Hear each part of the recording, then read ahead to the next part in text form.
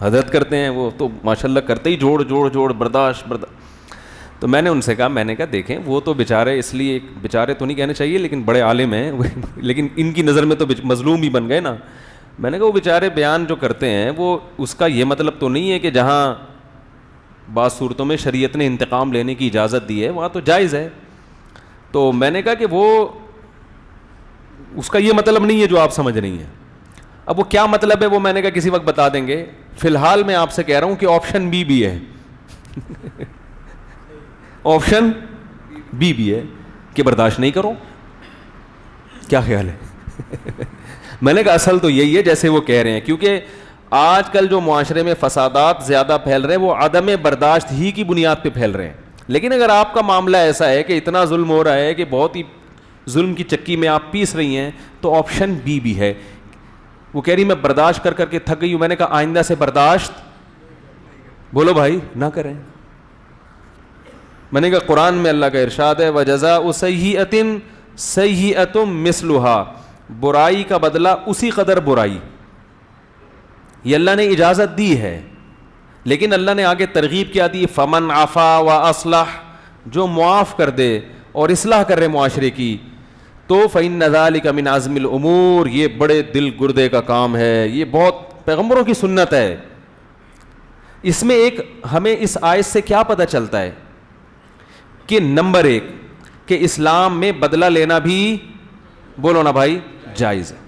ایک بات تو یہ پتہ چلتی ہے بدلہ لینا بھی کیا ہے جائز ہے. نمبر دو معاف کرنا افضل ہے لیکن کب؟ فمن عفا واصلح, معاف کرے اور معاشرے کی اصلاح کرے. پتہ چلا معاف کرنے سے اگر معاشرے کو فائدہ ہو رہا ہے پھر معاف کرے, فائدے کے بجائے نقصان ہو رہا ہے تو پھر معاف کرنے کی ترغیب.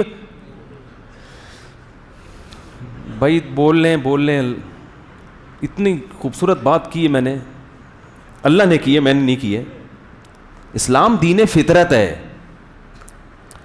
بعض دفعہ معاف کرنے سے فائدے کے بجائے کیا ہو رہا ہوتا ہے نقصان ہو رہا ہوتا ہے. جیسے حدیث میں آتا ہے کہ اگر ایک صحابی نے پوچھا یا رسول اللہ مجھ سے اگر کوئی میرا مال چھیننے کی کوشش کرے میں کیا کروں؟ فرمایا نہیں دو. یا رسول اللہ وہ مجھ سے لڑتا ہے, فرمایا لڑو تم بھی. یا رسول اللہ وہ مجھے قتل کرنے کی کوشش کرتا ہے, فرمایا اس کو مار دو جان سے.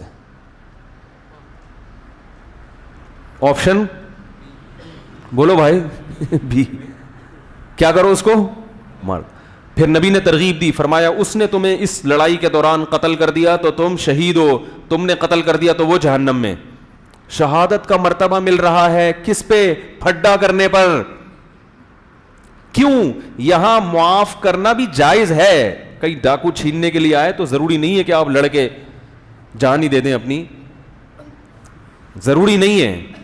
لیکن ترغیب کس کی دی جا رہی ہے کہ لڑو اپنے حق کے لیے. کیوں؟ یہاں معاف کرنے میں اصلاح نہیں ہے, لڑنے میں اصلاح ہے.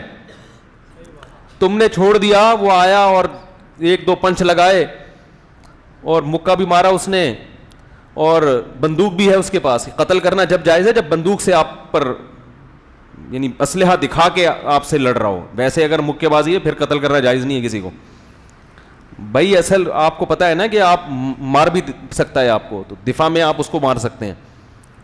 تو یہاں معاف کرنے میں اصلاح نہیں ہے, یہاں انتقام لینے میں معاشرے کی کیا ہے. کیونکہ اگر ان لوگوں کو آپ چھوڑ دو گے کل یہ کسی اور کا بٹوا چھینے